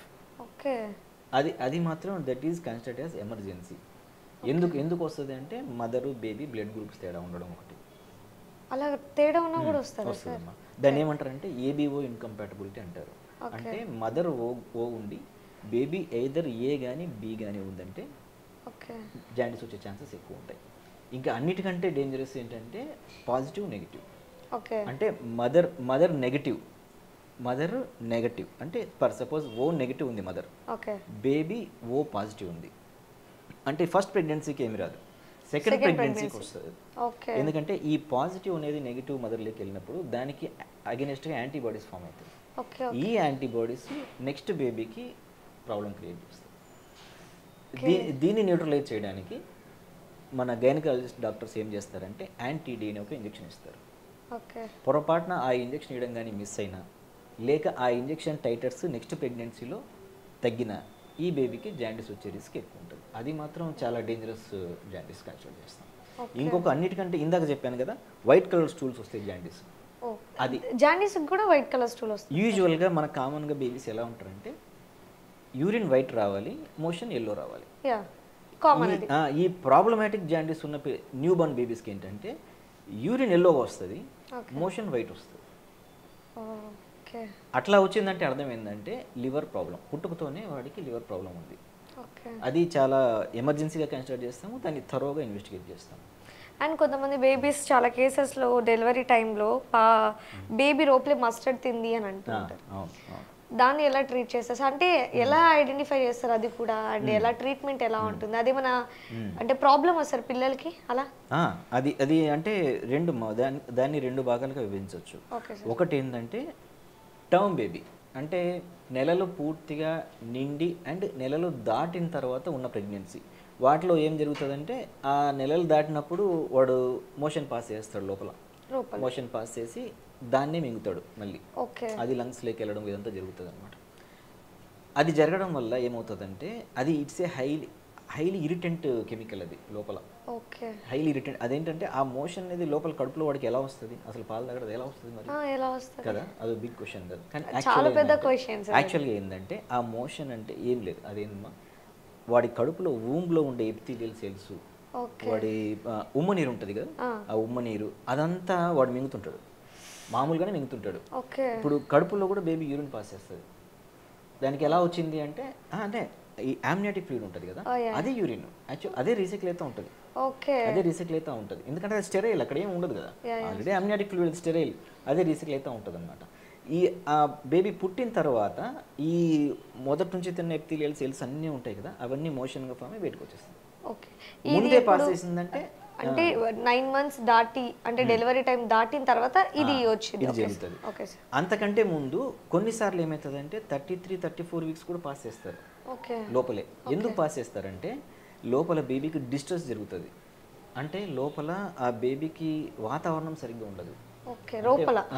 Mother womb ఎప్పుడైనా ఇప్పుడు సపోజ్ బీపీ ఉంది మదర్కి ఫిట్స్ వచ్చినాయి, లేకపోతే లోపల ఇన్ఫెక్షన్ వచ్చింది, ఇలాంటప్పుడు ఏం చేస్తుంది అంటే మదర్లో పెద్ద ప్రాణం ఎప్పుడు చిన్న ప్రాణాన్ని బయటికి వెళ్ళని చూస్తుంది, కంట్రాక్షన్స్ ఎక్కువ వస్తాయి. ఎక్కువ వచ్చినప్పుడు మదర్కి బేబీకి బ్లడ్ సప్లై తగ్గిపోతుంది, యుట్రస్ మొత్తం పట్టేస్తుంది ఇట్లా. అంటే ఆ బ్లడ్ బేబీకి వెళ్ళదు, బేబీకి వెళ్ళినప్పుడు సంథింగ్ రెడ్ సిగ్నల్ వచ్చేస్తుంది బేబీకి, అప్పుడు మోషన్ పాస్ చేస్తుంది. ఓకే. అండ్ అవి స్కానింగ్ లో తెలుస్తాయి కదా సార్ మనకి, అంటే స్టూల్ ఇలా అయింది అని తెలుస్తాయి. అంటే స్కానింగ్ ఆ టైంలో చేయడానికి కుదరదు కదా, ఇప్పుడు ఆ బేబీ ఆ పీరియడ్ వచ్చిందంటేనే మదర్ ఆల్రెడీ సివియర్ పెయిన్స్లో వచ్చేసింటుంది, ఆల్రెడీ వచ్చేసింటుంది అనమాట. ఆల్రెడీ వచ్చేసిందా ఉండాలి, లేకపోతే ఒక ఎపిసోడ్గా జరిగి పక్కకి వెళ్ళిపోయి ఉండాలి. ఆ టైంలో మోషన్ పాస్ చేసి, అది మోషన్ పాస్ చేసినా ఇబ్బంది లేదు, మింగినా ఇబ్బంది లేదు. కాకపోతే ప్రాబ్లం ఎక్కడ వస్తుందంటే ఆ మింగిన మోషన్ లంగ్స్లోకి వెళ్తుంది, కడుపులోకి కానీ మోషన్ వెళ్తుంది, కడుపులో కామన్గానే మోషన్ వెళ్తుంది, అది మోషన్ పాస్ చేస్తుంది, మింగుతుంది, కడుపులోకి వెళ్తుంది. దాన్ని ప్రతి పీడియాట్రిషియన్, డెలివరీకి అటెండ్ అయ్యే పీడియాట్రిషియన్ ఒక చిన్న ట్యూబ్ వేసి కడుపులోంచి తీస్తాడు. కానీ లంగ్స్లో ఊపిరితిత్తులేకపోయింది, తీయడానికి రాదు. దాన్ని ఎలా ట్రీట్ చేయాలంటే ఫస్ట్ పుట్టిన వెంటనే డిస్ట్రెస్ ఉంది, ఆయాసం బాగా అయితే లోపలికి వెళ్ళిపోయిందంటే లోపలే ఉన్నప్పుడే కెమికల్ రియాక్షన్ స్టార్ట్ అయిపోతుంది లోపల. సో ఊపిరి తీసుకోవడానికి వాడికి ఇబ్బంది అవుతుంది. ఎందుకంటే ఇప్పుడు మోషన్ ఆ బేబీ తీసుకునే ఊపిరికి ఆక్సిజన్కి ఊపిరితిత్తులకి మధ్యలో మోషన్ ఒక ఫిల్మ్ లాగా పడిపోయి ఉంటుంది. సో ఏమవుతుంది, ఆక్సిజన్ అక్కడ నుంచి క్రాస్ కాదు, రక్తంలోకి పోదు, అక్కడే ఉండిపోతుంది. సో మనం ఎంత ఆక్సిజన్ ఇచ్చినా బేబీ తీసుకోలేదు. ఏ విధంగా కోవిడ్ వచ్చినప్పుడు లంగ్స్ దెబ్బతిని ఆక్సిజన్ ఎంత ఇచ్చినా తీసుకోలేదు, సేమ్ అదే జరుగుతుంది. అందువల్లనే అది చాలా డేంజరస్గా ఉంటుంది అనమాట. వాళ్ళ చెస్ట్ మామూలుగా ఇట్లా సన్నగా ఉంటాయి చిన్న బేబీస్కి, ఇంత పరిమాణంలో ఉంటాయి. అంటే ఏంటంటే యాంట్రోపోస్టర్ డయామీటర్ అంటారు, అంటే ఇటు సైడ్ నుంచి చూస్తే ఇంత సైజు ఉంటే మోషన్ లోపలికి పోయిన తర్వాత లంగ్స్ అని ఉబ్బిపోయి ఇంతలో అవుతాయి, ఎయిర్ అంతా లోపల ట్రాప్ అయిపోతుంది. దాన్ని ఎయిర్ ట్రాప్ సిండ్రోమ్ అంటారు, ఎయిర్ ట్రాప్ అయిపోతుంది అనమాట. అట్లా జరుగుతుంది. అది చాలా అదేంటంటే దట్ డిపెండ్స్. కొంతమందికి పుట్టిన వెంటనే వెంటిలేటర్ పెట్టాల్సి వస్తుంది, కొంతమందికి over a period of time 72 hours తర్వాత రికవరీ స్టార్ట్ అయ్యి స్లోగా రికవర్ అవ్వడం ఇట్లా జరుగుతుంది అనమాట. అట్లా ఆల్మోస్ట్ కోవిడ్ టైంలో లంగ్ ఎట్లా బిహేవ్ చేస్తుందో ఒక 80% అట్లే బిహేవ్ చేస్తుంది. కానీ అందరికి అలా అవుతుంది కదా, చాలా తక్కువ మందికి అలా అవుతుంది. అండ్ పిల్లలు వచ్చేసరికి కొంతమంది ఈ కాయిన్స్ తర్వాత బోల్స్ ఇవన్నీ కూడా మింగేస్తూ ఉంటారు. కొన్ని కేసెస్లో అదేం కాదు, మోషన్స్లో వచ్చేస్తుంటుంది, కొన్ని కేసెస్లో మాత్రం అసలు తలుచుకోలేము మనం. అవును. అది అవన్నీ ఎట్లుంటాయి సార్? అంటే ఆ కేసెస్ అని మీ దగ్గరికి వచ్చినప్పుడు ఎలా ఉంటుంది అవి అసలు? చాలా అంటే అవి actually they are considered as their emergencies. ఎట్లా ఎమర్జెన్సీస్ అవుతాయంటే మనము నోట్లోకి ఏదైనా మింగినప్పుడు ఫస్ట్ ఈసోఫాగస్ ఉంటుంది. ఫస్ట్ ఇప్పుడు మనకి ఇక్కడ కనిపిస్తుంది కదా, ట్రేకియా అంటారు. అంటే విండ్ పైప్ ముందు ఉంటుంది. విండ్ పైప్ ఇలా ముందు ఉంటుంది, దీని వెనకాల ఈసోఫాగస్ కొలాప్స్ అయి ఉంటుంది ఇట్లా. సో మనం తిన్నది విండ్ పైప్లోకి పోకుండా ఒక ఎపిగ్లాట్స్ క్లోజ్ చేస్తుంది, వెనకాల నుంచి కడుపులోకి వెళ్తుంది. అదొక సింక్రొనైజ్డ్ మెకానిజం లాగా తిరుగుతుంటుంది. ఇప్పుడు ఏదైనా పర్ సపోజ్ ఒక కాయిన్ తిన్నాడు, 1 రూపీ కాయిన్, లేకపోతే ఎక్కువ మంది మనం న్యూస్లో చూస్తుంటాం ప్రాణం తీసిన కొబ్బరి ముక్క, ఇట్లాంటివి చూస్తుంటాం అన్నమాట. ఏం చేస్తారంటే ఆ తిన్నది ఈసోఫాగస్లోకి పోయి అడ్డుపడింది అనుకో, ఫర్ సపోజ్ విండ్ పైప్ కాకుండా మన అన్నవాహిక అంటారు కదా, ఈసోఫాగస్లోకి అడ్డుపడింది. అక్కడ పోయి అడ్డుపడితే మనం ఏం చేయాలి, మహా అంటే వాడికి ఏమవుతుందంటే వామిటింగ్లో లేకపోతే గొంతు కొంచెం నొప్పి ఉంటుంది. దానికి టైం ఉంటుంది. మీరు 1 గంట తర్వాత కాదు కదా, 2-3 గంటల తర్వాత హాస్పిటల్కి వచ్చినా ఏమి ఇబ్బంది ఉండదు, ప్రాబ్లం ఉండదు. అట్లా కాకుండా విండ్ పైపులోకి కానీ వెళ్ళిందంటే విత్ ఇన్ మినిట్స్లోనే ప్రాణం పోతుంది. అది ఎలా తెలుసుకోవడం అంటే వాడికి అసలు ఊపిరాడదు, ఊపిరి పీలుస్తుంటాడు గట్టిగా కానీ ఊపిరాడదు, చెస్ట్ లోపలికి వెళ్ళిపోతుంటుంది. మనం ఏంటంటే ఇప్పుడు మనం ఏదన్నా ఒక ట్యూబ్ ఇచ్చేసి దాన్ని క్లోజ్ చేసి పీలిస్తే ఎలా ఉంటుంది, చెస్ట్ మొత్తం లోపలి పోతుంటుంది, మనకు గాలి రాదు కానీ చెస్ట్ మొత్తం లోపలి పోతుంటుంది, విండ్ బ్లాక్ అయిపోతుంది, వాడికి అసలు అయిపోదు అనమాట. అప్పుడు అది మాత్రమే కన్సిడర్డ్ యాజ్ ఎమర్జెన్సీ. కడుపు ఇంకా లోపలికి ఈసోఫాగస్ లేకపోయింది ఏంటంటే రూల్ ఏంటంటే ఒక్కసారి అది కడుపులోకి పోయిందంటే రూల్ ప్రకారం బయటకు వచ్చేసేయాలి. ఎందుకంటే క్రిటికల్ డయామీటర్ ఆఫ్ ఈసోఫాగస్ ఇక్కడే ఉంటుంది, ఈ పార్ట్ వెనకాల ఉంటుంది. అది క్రాస్ చేసింది అంటే లెక్క ప్రకారం అయితే రావాలి. కానీ కొన్ని అంటే అన్ని కాయిన్స్ సేఫ్, డేంజరస్ ఏవి అంటే మ్యాగ్నెట్స్, బ్యాటరీస్. మ్యాగ్నెట్స్ ఉంటాయి కదా, చిన్న మ్యాగ్నెట్స్, అవి అండ్ బ్యాటరీస్. అవైతే మాత్రం వెంటనే కడుపులో కనిపించిన వెంటనే ఎండోస్కోప్ పెట్టేసి బయటికి తీసేయాల్సిందే. కొన్ని కాయిన్స్ ఇక్కడ స్ట్రక్ అయిపోతాయి, పెద్ద రూపాయి కాయిన్ ఉంటుంది, చిన్నపిల్లడికి వెళ్ళదు లోపల, ఇక్కడే దాన్ని వెంటనే తీసేస్తారు. కానీ అలాంటి సిచ్యువేషన్స్ అవన్నీ అందుకనే ప్రజలందరూ నేనేం చెప్తున్నా అంటే every mother should learn these techniques. అంటే ఏంటంటే ఇప్పుడు వాడు ఇప్పుడు ఏం చేస్తాడో తెలియదు. ఆ పిల్లోడు వాడు ఏదో ఆడుకుంటూ టక్కన నోట్లో పెట్టుకుంటాడు. టక్కన నోట్లో పెట్టుకున్న వెంటనే వాడికి కానీ ఈసోఫాగస్ అదే అన్నవాహిక లేకపోయిందంటే మీరు సేఫ్, మహా అంటే అక్కడికి వెళ్తే తీసేస్తారు. అదే ట్రేకియా లేకపోతే ఏం చేయాలి? ఇవన్నీ మీరు ఏం లేదమ్మా, ఏం చేయాల్సిన అవసరం లేదు. జస్ట్ మీరు ముందే ఇవన్నీ ఊహించి, నేనైతే అవన్నీ ఎక్కువ ఓవర్ థింకింగ్ అనుకోకుండా మనం ఏం చేయాలంటే యూట్యూబ్లో ఏ ప్రొసీజర్ కావాలంటే ఆ ప్రొసీజర్, అంటే మనం ఇంటి దగ్గర ఏం చేసుకోవచ్చు ఉంటాయి. ఇవన్నీ వీటిని ఒక మెడికల్ టర్మ్స్లో హెమ్లిచ్ మాన్యూవర్స్ అంటారు. అంటే అట్లా వెంటనే ఏం చేయాలి మనం ప్రిపేర్ అయ్యి ఎక్కడ బీట్ చేయాలి, ఏ ఏజ్లో ఎట్లా చేయాలి, అవన్నీ మనం తెలుసుకొని పెట్టుకుంటే ఏ కంగారు లేకుండా ఉంటుంది. అండ్ వైరల్ ఇన్ఫెక్షన్స్, ఇప్పుడు దాకా మనం వైరల్ ఫీవర్స్ తెలుసుకున్నాం. వైరల్ ఇన్ఫెక్షన్స్ కూడా చాలా రకాలు ఉంటాయి. బ్లడ్ ఇన్ఫెక్షన్ అని, స్టమక్ కొంచెం ఇన్ఫెక్షన్ ఉందని, ఇలా మరి వాటి గురించి ఏం చెప్తారు సార్? ఇవన్నీ కామన్గా వైరల్ ఫీవర్స్ అని అంటారు. వైరల్ ఫీవర్స్ కిందకే వస్తాయి. ఫీవర్ అంటేనే ఇన్ఫెక్షన్ ఏదైనా ఉంటేనే ఫీవర్ వస్తుంది, ఎస్పెషల్లీ చిన్నపిల్లల్లో. ఇన్ఫ్లమేషన్ ఇంకో టర్మ్ ఉంటుంది, అది వేరు. ఇన్ఫ్లమేషన్ ఉన్నా ఫీవర్ వస్తుంది. ఇన్ఫెక్షన్ ఇప్పుడు అవన్నీ కన్ఫ్యూషన్ లేకుండా ఉండాలంటే fever is nothing but an expression of infection అంతే. ఏ ఫారిన్ బాడీ లైక్ వైరస్, బ్యాక్టీరియానో, ప్రోటోజోవనో ఏదో బాడీలోకి ఎంటర్ అయింది. బాడీలోకి ఎంటర్ అయిన వెంటనే ఇమ్మీడియట్గా మన బాడీలో ఉండే WBC రియాక్ట్ అవుతాయి. రియాక్ట్ అయ్యి దాన్ని చంపేస్తాయి, దాన్ని చంపాలని చూస్తాయి. అప్పుడు ఆ చంపే క్రమంలో ఈ WBC కూడా డిస్ట్రాయ్ అవుతాయి. కొన్ని వాటి నుంచి కొన్ని కెమికల్స్ బయటకు వస్తాయి, ఇంటర్ఫెరాన్స్ అని రకరకాల కెమికల్స్ బయటకు వస్తాయి. అవన్నీ వెళ్ళేసి బాడీలో టెంపరేచర్ని పెంచుతాయి. ఎందుకంటే actually fever is a protective phenomena. ఎందుకంటే బాడీ టెంపరేచర్ పెంచితే కొన్ని రకాల వైరస్లు చనిపోతాయి బాడీలో. That is the reason. అసలు యాక్చువల్లీ ఫీవర్ని ట్రీట్ చేయాలన్నా లేదనేది ఒక పెద్ద డిబేట్. అదేంటి సార్? ఎందుకు అంటే fever is a protective phenomena. మీకు ఇప్పుడు మీ బాడీలోకి ఒక ఫారిన్ బాడీ ఎంటర్ అయింది, మీ బాడీ ఏం చేస్తుంది, దాన్ని చంపడానికి టెంపరేచర్ని పెంచుకుంటుంది. కానీ ఎంతవరకు ఎప్పుడు ట్రీట్ చేయాలి బాడీని, ఫీవర్ని అంటే when it is causing discomfort. మీకు ఫీవర్ ఇండ్యూస్ డిస్కంఫర్ట్ వస్తుంది అంటే ఏంటంటే అలసట ఉండడము, ఏ పని చేసుకోలేకపోవడం, విపరీతంగా నొప్పులు రావడం, ఇలాంటప్పుడు మన కంఫర్ట్ కోసం తయారు చేసిన మెడిసిన్స్ యాంటీబయాటిక్స్ అనేవి. ఎస్పెషల్లీ అందుకని పూర్వకాలంలో చూస్తే ఫీవర్ వస్తే ఏం చేస్తారు, పడుకుంటారు, రెస్ట్ తీసుకుంటారు అని అంతే. అప్పుడే మెడిసిన్స్ ఏం లేవు, రెస్ట్ తీసుకుంటారు. ఏంటంటే అది ప్రొటెక్టివ్ ఫినామినా. ఆ టైంలో వాడు రెస్ట్ తీసుకుంటాడు, బాడీ ప్రొటెక్టివ్ ఫినామినా అదే యాక్టివేట్ చేసుకుంటుంది, రికవర్ అయిపోతారు. అట్లా ఉంటుంది. కాకపోతే ఇప్పుడు వచ్చే ఫీవర్స్ని కొంచెం తేడా కాబట్టి వాటిన్నిటికి మేము ఇన్వెస్టిగేట్ చేయాల్సి వస్తుంది అది. అండ్ ఇప్పుడు సింపుల్ క్వశ్చన్స్ సార్. చాలా మంది పిల్లలు ఏడవంగానే వుడ్వర్డ్స్ ఇచ్చేస్తూ ఉంటారు. అది సేఫా కాదు? ఎందుకంటే కొంతమంది ఏమో అది సేఫ్ అని అంటున్నారు, కొంతమంది ఏమో దాంట్లో ఆల్కహాలిక్ పర్సంటేజ్ ఉంటుంది, పిల్లలు ఎడిక్ట్ అయిపోతారు అని అంటున్నారు. మరి అది ఎంతవరకు సేఫ్ అంటారు, ఎంతవరకు వాడొచ్చు అంటారు మీరు సార్? వుడ్వర్డ్స్ గ్రేప్ వాటర్ అనేది యాక్చువల్గా రెండు అంటే 2 ఎరాస్గా దాన్ని డివైడ్ చేయొచ్చు. ఫస్ట్ ఏంటంటే అసలు యాక్చువల్గా ఈ వుడ్వర్డ్స్ అనేది ఏదో ఒక వరల్డ్ వార్ I టైంలో అనుకుంటా, ఆ టైంలో మలేరియా ట్రీట్ చేయడానికి తయారు చేసిన మెడిసిన్ అంటది వుడ్వర్డ్స్. కానీ అంటే నేను క్లియర్గా తర్వాత చెప్తాను. దాన్ని పిల్లల్లో కోలిక్ని ట్రీట్ చేయడానికి వాడచ్చు అని చెప్పి ఒకరు కనుక్కొని దాన్ని వాడడం మొదలుపెట్టారు. యాక్చువల్గా అప్పుడు వుడ్వర్డ్స్ దేంతో తయారు చేసేవాళ్ళు అంటే సోడా బైకార్బోనేట్, గ్యాలక్టిటాలు, లాక్టిటాలు, సుక్రోజ్ లాంటి వాటితో తయారు చేసేవాళ్ళు. వీటన్నిటి వల్ల ఏమవుతుందంటే పిల్లలకి ఈ ఆల్కహాల్ వల్ల నిద్రపోతారు, సుక్రోజ్ వల్ల అడిక్షన్ వస్తుంది.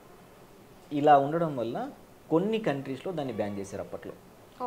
తర్వాత మన వాళ్ళు ఏం చేశారంటే ఈ వుడ్వర్డ్స్ అనే బ్రాండ్ నేమ్ మీద ఈ ఆల్కహాలు, సుక్రోజు లాంటివి తీసేసి జస్ట్ కొన్ని ఆయుర్వేద మెడిసిన్స్ యాడ్ చేసి దాన్ని వుడ్వర్డ్స్గా మార్కెటింగ్ చేసుకుంటున్నారు. సో ఇప్పుడు మనం దాన్ని ఇంతకుముందు కాంపౌండ్ లేదు కాబట్టి వాడచ్చు అని చెప్పాలా, లేక అది అసలు దాని మీద ఏమి స్టడీస్ లేవు కాబట్టి వాడొద్దు అని చెప్పాలా, అదైతే తెలియదు. అంటే చాలా మదర్స్ కూడా ఏడవంగానే 2 మూతలు వుడ్వర్డ్స్ వేసేస్తుంటారు. అప్పుడు ఫేమస్ యాడ్ ఉండేది కదా, దాన్ని ఆ మదర్స్ అందరు అప్పుడు చూసిన చిన్నపిల్లలంతా ఇప్పుడు మదర్స్ అయింటారు. సో వాళ్ళు దాన్ని కంటిన్యూ చేస్తారు. నేను నా దగ్గరికి వచ్చి ఒక మదర్ ఎవరైనా అడిగితే నేను కూడా చెప్తాను, అమ్మ మా ఇంట్లో మొత్తం 4 పిల్లలు ఉంటారు, వాళ్ళల్లో ఎవరికి ఇంతవరకు వుడ్వర్డ్స్ ఇవ్వలేదు. సో మీరు ఇస్తారా ఇవ్వరా అనేది మీ ఇన్లాస్ ఒపీనియన్ మీద డిపెండ్ అయి ఉంటుంది అంతే అని చెప్తాను. సో మొత్తానికి ఇదైతే క్వశ్చన్ మార్క్ లాగే ఉండిపోయింది. వాడొచ్చా వాడకూడదా మీ ఇష్టం అని మాకైతే సంబంధం లేదు. అండ్ నెక్స్ట్ వచ్చేసరికి అండ్ జెండర్స్లో సార్ బేబీ బాయ్ కావచ్చు, గర్ల్ బేబీ కావచ్చు. బేబీ బాయ్కి అది అప్పటి నుంచే ఉంది, అరుగుదల ఎక్కువ, అరుగుదల తక్కువ అబ్బాయిలకి, అమ్మాయిలకి అరుగుదల ఎక్కువ అని అంటారు. మరి ఇది ఎంతవరకు కరెక్ట్ అంటే లేదు ఇద్దరు బేబీస్ ఒకటే అని అంటారా మీరు? యాక్చువల్గా అట్లేమి ఉండదమ్మా. ఫిజియలాజికల్గా ఎస్పెషల్లీ చిన్నపిల్లల్లో మేల్ అండ్ ఫీమేల్ డిఫరెన్స్ ఏమి ఉండదు. ఎందుకు చాలా మంది చిన్నపిల్లలు అబ్బాయిలు చూసారు చూడడానికి అమ్మాయిలాగే ఉంటారు. చాలా మంది వాళ్ళకి అమ్మాయిలు డ్రెస్ వేస్తే అబ్బాయిలకి అమ్మాయిలు డ్రెస్ వేస్తే అమ్మాయి కంటే బాగుంటారు. సో వాళ్ళు ఫిజియలాజికల్ గాను వాళ్ళ బాడీ ఫంక్షనింగ్ కానీ చిన్నపిల్లప్పుడు అమ్మాయి అబ్బాయి తేడా ఏమి ఉండదు, వాళ్ళు ఒకే విధంగా ఉంటారు, ఒకే విధంగా అరుగుతుంది. వాళ్ళకి అరుగుదల లేదనే క్వశ్చన్ ఉండదు. యాక్చువల్గా పేరెంట్స్ అందరూ అడుగుతుంటారు అరుగుదలకి ఏమైనా మంది ఇవ్వండి, అరుగుదలకు మంది ఇవ్వండి అని. అలాంటివి ఏమి ఉండవండి. యాక్చువల్గా అరుగుదల ఏదో అంటే మీ దగ్గర నుంచి ఒక 20 క్వశ్చన్స్ అవాయిడ్ చేద్దామని ఏదో ఒక మందు రాస్తారు డాక్టర్స్ అంతే, అందుకంటే ఏం లేదు. యాక్చువల్గా చెప్పాలంటే ప్రతి ఫ్యామిలీ అంటే మదర్స్ కావచ్చు లేదంటే ఇన్లాస్ కావచ్చు వీళ్ళు చెప్తూ ఉంటారు అనమాట, అమ్మాయే కదా అరుగుదల ఎక్కువలే, ఏది తిన్నా కూడా రాయించుకునేదిలే అంటారు. అబ్బాయికి వచ్చేసరికి అరుగుదల తక్కువ అంటూ ఉంటారు. అసలు ఇది ఎంతవరకు కరెక్ట్ అనేది? అట్లా అయితే అంటే డాక్యుమెంటెడ్ ఎవిడెన్స్ అయితే అలాగేం లేదండి, ఇద్దరు ఈక్వల్ గానే ఉంటుంది. ఈసారి నుంచి ఎవరు కూడా అలా అనమాకండి, ఇద్దరు కూడా ఒకటే, ఇద్దరికి అరుగుదల అనేది సేమ్ గానే ఉంటుంది, ఒకరికి ఎక్కువ ఒకరికి తక్కువ అసలు ఉండదు. కాకపోతే ఏమన్నా మేబీ గ్రాండ్ మదర్స్కి వాళ్ళకి ఏమన్నా వాడు కొంచెం ఏడుస్తేనే ఎక్కువ కన్సర్న్ ఎక్కువైపోయి మావాడికి అరగట్లేదు అంటారేమో, అంతేగాని యాక్చువల్గా ఏముండదు, అలా ఏముండదు. అండ్ ఏ ఏజ్లో పిల్లలకి ఫుడ్ అలవాటు చేయొచ్చు అండ్ ఎలాంటి ఫుడ్? ఎందుకంటే ఇప్పుడు ప్రిజర్వేటివ్స్ ఇవన్నీ కూడా వచ్చేసినాయి సార్ సెర్లాక్ కిట్లో. ఎలాంటి ఫుడ్ పెడితే మంచిదని అంటారు, ఏ ఏజ్లో స్టార్ట్ చేస్తే మంచిదని అంటారు, ఏ టైప్ ఆఫ్ ఫుడ్ అంటే వాళ్ళు కొంతమందికి ఏజ్కి సంబంధం లేకుండా కూడా వెయిట్ విపరీతంగా పెరిగిపోతుంటారు, కొంతమందికి అసలు వెయిటే ఉండరు. సో దీనికి సంబంధించి ఫుడ్కి సంబంధించి డైట్కి సంబంధించి మీరు ఏమంటారు సార్? యూజువల్గా చిన్నపిల్లల్లో 6 months వరకు మాత్రం ఓన్లీ తల్లిపాలు మాత్రమే తాపించమని చెప్తారు. అది ఎక్కడైనా అది యూనివర్సల్ డిక్టమ్.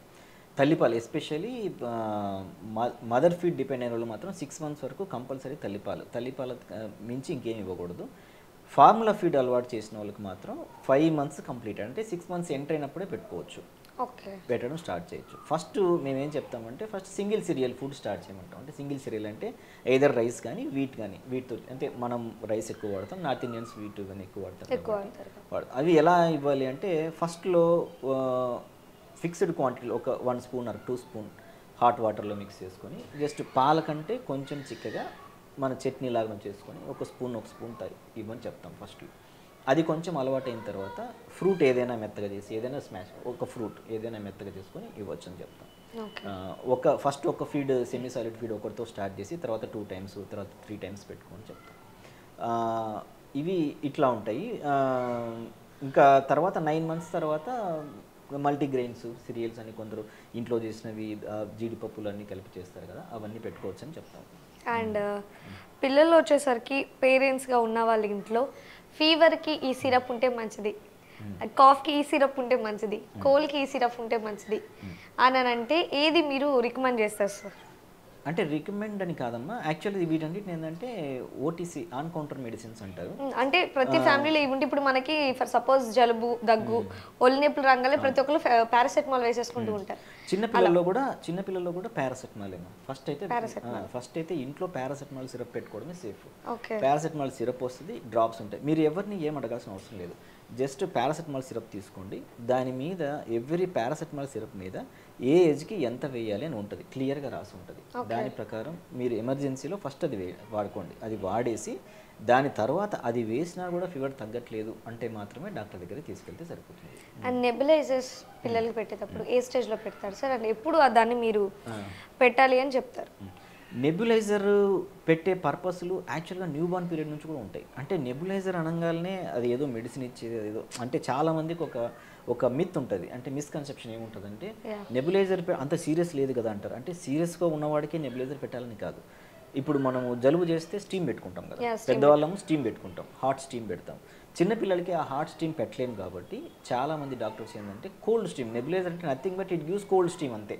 అది ఒక ప్రెషరైజ్డ్ ఎయిర్ వస్తుంది, దాని నుంచి ఆ లిక్విడ్ని మనం ఏదైతే లిక్విడ్ వేస్తామో ఆ లిక్విడ్ని మైక్రో పార్టికల్స్ డివైడ్ చేసి లంగ్స్లోకి తీసుకుంటాం. సో మనం ఇప్పుడు ఏంటంటే మన పర్పస్ ఇప్పుడు ఫర్ సపోజ్ ఒక చిన్న baby 1 month baby 1.5 month baby ఉంది, ముక్కులు మూసిపోయినాయి, జలుబు చేసింది, మనమైతే ఏం చేస్తాం, హాట్ స్టీమ్ తీసుకుంటాం. చిన్న బేబీకి హాట్ స్టీమ్ ఇవ్వకూడదు, ఎందుకంటే దాంతో వేడి వస్తుంది, వాడు కాలుతో అట్లా తన్నాడంటే మీద పడుతుంది వాటర్ అంతా. సో అలా ఇవ్వం కాబట్టి ఆ నెబులైజర్లో మేమేం చేస్తామంటే just saline, normal saline, physiological saline అంటాం. ఆ నార్మల్ సలైన్ వేసి నెబులైజర్ పెట్టమని చెప్తాము. దానివల్ల వచ్చే ఉపయోగం ఏంటంటే నోటుకుండా మందులు చాలా తక్కువ ఉంటాయి, ఇవ్వాల్సిన అవసరం లేదు. నేసల్ డ్రాప్స్ ఇస్తాం, అంటే ఎక్కడ అవసరమైతే అక్కడే మెడిసిన్ పోతుంది అనమాట. అంతే. వాడికి ఇప్పుడు ఫర్ సపోజ్ జలుబు చేసినా కడుపులోకే మందు వేయాలి, చెయ్యి నొప్పి వచ్చినా కడుపులోకే మందు వేయాలి, ఎక్కడ నొప్పి వచ్చినా కడుపులోకే మందు వేయాలి అనమాట. ఇది ఇప్పుడు జస్ట్ ముక్కు మూసుకుపోయింటుంది అంతే ఇక్కడ దాకా. వాడికి అన్ని ముక్కులు నోట్లోకి మందులు వేయడము ఇవన్నీ బదులు సిమ్టమాటిక్ ట్రీట్మెంట్ కోసం నార్మల్ సలైన్ నెబులైజేషన్ పెడతారు అట్లా. ఇప్పుడు కొంతమందికి ఉంటుంది ఆస్తమా, ఫర్ సపోజ్ ఆస్తమా చిన్నపిల్లల్లో వచ్చే ఆస్తమా అంటారు. దానికి కొన్ని వాళ్ళకి మెడికేషన్స్ ఉంటాయి. అంటే మనం నార్మల్ సలైన్ బదులు ఆ లిక్విడ్ వేస్తాం, ఆ లిక్విడ్లో మెడిసిన్ ఉంటుంది.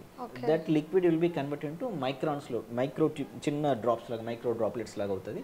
అది లంగ్స్లోకి వెళ్ళి డైరెక్ట్గా అది కూడా పాయింట్ టార్గెటెడ్, ఎక్కడ పని చేయాలో అక్కడే పని చేస్తుంది. ఓకే. అండ్ ఇన్స్టాగ్రామ్లో మనం పోస్ట్ చేసిన వెంటనే చాలామంది క్వశ్చన్స్ అడిగారు సార్. సో ఇప్పుడైతే మనం ఆ క్వశ్చన్స్ అడుగుదాం.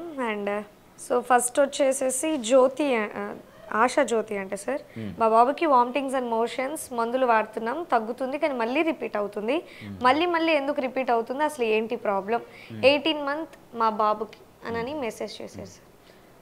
ఒకటి ఏంటంటే రిపీటెడ్గా వామిటింగ్స్ మోషన్స్ అవుతున్నాయంటే రిపీటెడ్ ఇన్ఫెక్షన్స్ ఏమైనా వస్తున్నాయా ఇది చూడాలి. ఇవన్నీ చేసే ముందు ఏంటంటే అసలు బాబు గ్రోత్ ఎలా ఉంది, వెయిట్ ఎట్లా ఉంది, హైట్ ఎలా ఉంది, ఇవన్నీ చూసుకుంటాం. ఇవన్నీ చూసుకొని హైట్ గ్రోత్ అంత బాగుంది, వెయిట్ నార్మల్గా ఉంది అంటే దాన్ని just it's nothing but repeated infections అని చెప్పి దాని ప్రకారం చూస్తాం. అట్లా కాకుండా వెయిట్ తక్కువ ఉండడం కానీ హైట్ తక్కువ ఉండడం కానీ ఈ పారామీటర్స్ ఏమైనా మారినాయంటే డెఫినెట్గా దాన్ని సీరియస్ ప్రాబ్లంగా కన్సిడర్ చేసి ఇన్వెస్టిగేట్ చేయాల్సి ఉంటుంది. అండ్ ఒక అమ్మాయి అఖిల అని చెప్పేసి వాళ్ళ పాపకి అంటే ఐ థింక్ మార్చ్లో డెలివరీ అయింది సార్. అండ్ పాప చేయి పట్టుకొని ఇవ్వట్లేదు, పట్టుకుంటుంటే విపరీతంగా వేడుస్తుంది, డాక్టర్ దగ్గరికి వెళ్తే జాయింట్ సెట్ అవుతుందిలేమ్మా అని అన్నారండి సార్. దీనికి మీరేం చెప్తారు సార్? అండ్ ఎలాంటి జాగ్రత్తలు తీసుకోవాలంటారు? అంటే ఇది మీరు చెప్పిన ప్రాబ్లం ఏంటంటే క్లుప్తంగా చెప్పాలంటే కామన్గా చిన్నపిల్లల్లో పుల్డ్ ఎల్బో అనే ప్రాబ్లం ఉంటుంది. అంటే పుల్డ్ ఎల్బో అంటే మనము బిడ్డని లేపేటప్పుడు ఒక చెయ్యి ఇలా పట్టుకొని ఇట్లా లేపేటప్పుడు ఇక్కడ ఒక జాయింట్ ఎల్బో జాయింట్ నుంచి బోన్ డిస్లాడ్జ్ అవుతుంది. కాకపోతే ఇదంతా ఏంటంటే సడన్గా అప్పుడప్పుడు జరిగేది. మీరు చెప్పే దాంట్లో క్వశ్చన్ ఏమేమి ఉండాలంటే ఎన్ని రోజుల నుంచి అలా ఉంది, ఓకే ఆ, ఏ టైంలో ఏడుస్తుంది, లేక రీసెంట్గా స్టార్ట్ అయింది. జస్ట్ మీరు అడుగుతున్నారు, ఇప్పుడు అడుగుతున్నారంటే ఇప్పుడే స్టార్ట్ అయ్యి ఇప్పుడే ఫర్ సపోజ్ 1 అవర్ నుంచి 2 అవర్స్ స్టార్ట్ అయిందా, ఇవన్నీ చూస్తాము. జాయింట్ ఒకవేళ ఈ కీలు పక్కకు బెనకడం ఇలాంటివి ఉంటే జస్ట్ దాన్ని కరెక్ట్ చేస్తే సరిపోతుంది.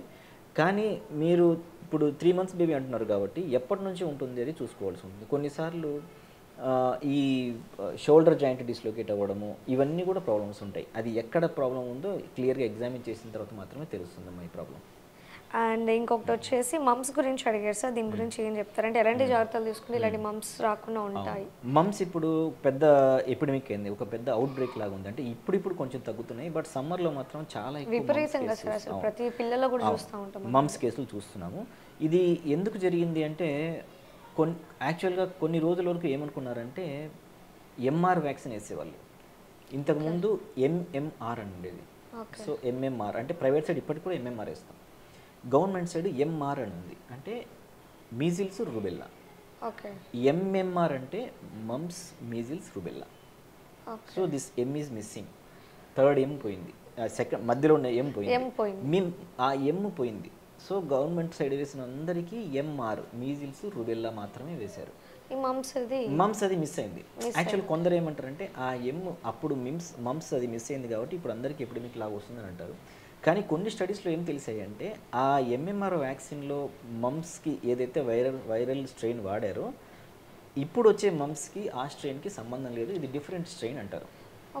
కానీ మేము అబ్జర్వ్ చేసింది ఏంటంటే ఎంఎంఆర్ వ్యాక్సిన్ వేసుకున్న వాళ్ళకి లెస్ సివియర్గా ఉంది, చాలా తక్కువ మంది. అంటే మా దగ్గరకు వచ్చి నా పర్సనల్ ఎక్స్పీరియన్స్ అయితే ఎంఎంఆర్ వ్యాక్సిన్ వేసిన వాళ్ళకి ఎయిదర్ డిసీజ్ రాలేదు లేదా వచ్చిన వాళ్ళకి త్వరగా తగ్గిపోయింది. ఇంకోటి ఈ మమ్స్ అనేది ఏంటంటే ఇది ఒక వైరల్ ఇన్ఫెక్షన్. ఇది వచ్చినప్పుడు కొంతమందికి ఒక పక్కే వస్తుంది, అంటే ఇక్కడ పెరోటిడ్ గ్లాండ్స్ ఉంటాయి, ఈ గ్లాండ్కి వస్తుంది, ఇటుపక్క ఫస్ట్ ఒక పక్క వస్తుంది, తర్వాత రెండో పక్క వస్తుంది, రెండు బాగా విపరీతంగా వాసిపోవడం. అంటే వచ్చిన సివియారిటీని బట్టి వాళ్ళ ఇమ్యూనిటీని బట్టి సింటమ్స్ మారుతాయి. ఇది జస్ట్ పైకి కనిపించే వాపు, ఆ నొప్పి ఉండడము ఇవన్నీ రొటీన్గా తగ్గిపోతాయి. వాటిలో భయపడే విషయం ఏంటంటే రెండు సమస్యలు వస్తాయి దాంతో. ఒకటి ఏంటంటే మమ్స్ వచ్చిన వాళ్ళకి కడుపులో ప్యాంక్రియాస్కి ఇన్ఫెక్షన్ వస్తుంది. అదంతా రిలేటెడ్ ఉంటుంది, అంటే సెలైవరీ గ్లాండ్స్ ఆ టిష్యూస్ ఎక్కడ ఉంటే అక్కడ వస్తుంది. సో అట్లా ఎవరికి వస్తుంది అంటే మీరు కూడా చాలా మంది చూసిండ్రు, అసలు 1 in 1 lakh అట్లా వస్తుంది. అది ఒక డేంజరస్ కాంప్లికేషన్. మగపిల్లల్లో టెస్టిస్కి ఇన్ఫెక్షన్ వస్తుంది, ఆర్కైటిస్ అంటారు, అది కూడా ప్రాబ్లమాటిక్ ఇన్ఫెక్షన్. ఇంకా ఒకటి ఎసెప్టిక్ మెనింజైటిస్ అంటారు, అంటే బ్రెయిన్కి వస్తుంది.